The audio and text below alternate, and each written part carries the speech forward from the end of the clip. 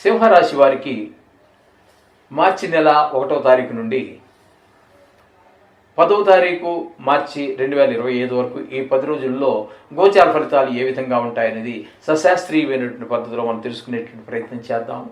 దానిలో భాగంగా సింహరాశి వారికి ద్వితీయంలో కేతువు, సప్తమంలో శని రవి 2 గ్రహాలు, అష్టమంలో బుధ రాహు శుక్ర ఈ గ్రహాలు, అలాగే దశమ స్థానంలో గురువు, ఏకాదశ స్థానంలో కుజుని యొక్క పాక్షికంగా అంటే 5 రోజుల పాటు అక్కడే ఉంటారు.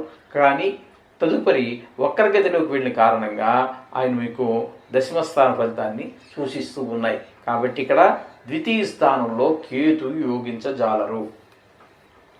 ఇకపోతే మీకు సప్తమంలో శని రవి ఈ 2 గ్రహాలు కూడా భార్య ఆరోగ్యం మీద దెబ్బతీసే అవకాశం ఉంటుంది. భార్యకి మీకు కూడా మధ్యన అభిప్రాయ భేదాలు ఏర్పడేటటువంటి అవకాశం ఉంటుంది. అలాగే మీరు ఎవరితోనైనా భాగస్వామ్యంతో వ్యాపారాలు చేస్తూ ఉన్నట్టయితే వారికి మీకు కూడా మాట తేడా వచ్చేటువంటి అవకాశం ఉంటుంది.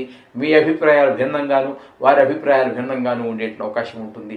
2 గ్రహాలు కూడా అవే రకమైనటువంటి ఫలితాలు ఇస్తూ ఉంటాయి.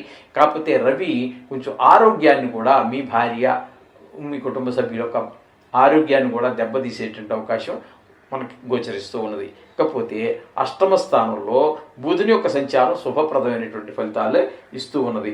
కాబట్టి ఆయన మనకి శుభప్రదమైన ఫలితాలు ఇస్తాడు.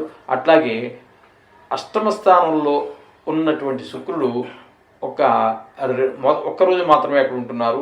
తదుపరి 7వ స్థానంలో మనకి ఆయన ఫలితం 7వ స్థాన ఫలితాన్ని ఇస్తారు వక్రగతి కారణంగా మనకి. కాబట్టి ఇక్కడ శుక్రగ్రహము 6-7 స్థానాలలో శుభ ఫలితములను ఇవ్వజాలరు.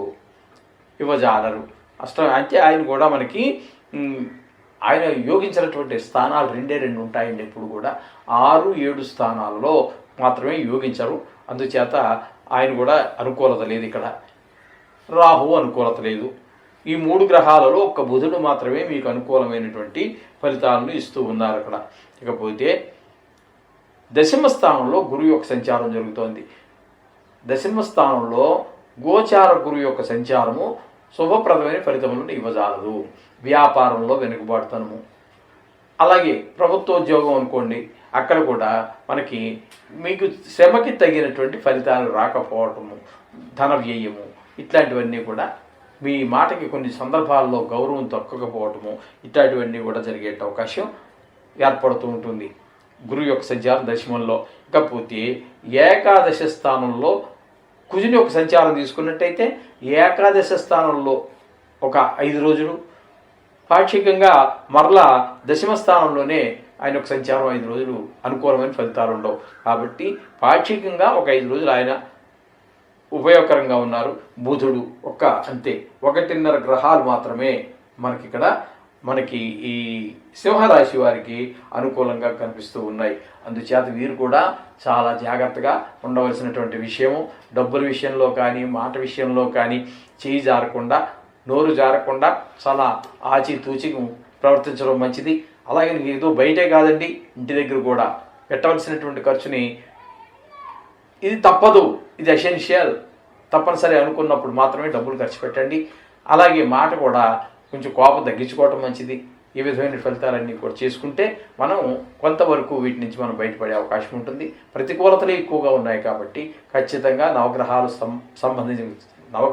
సంబంధించి కానీ నవగ్రహ స్తోత్రాలు కానీ చదువుకోండి.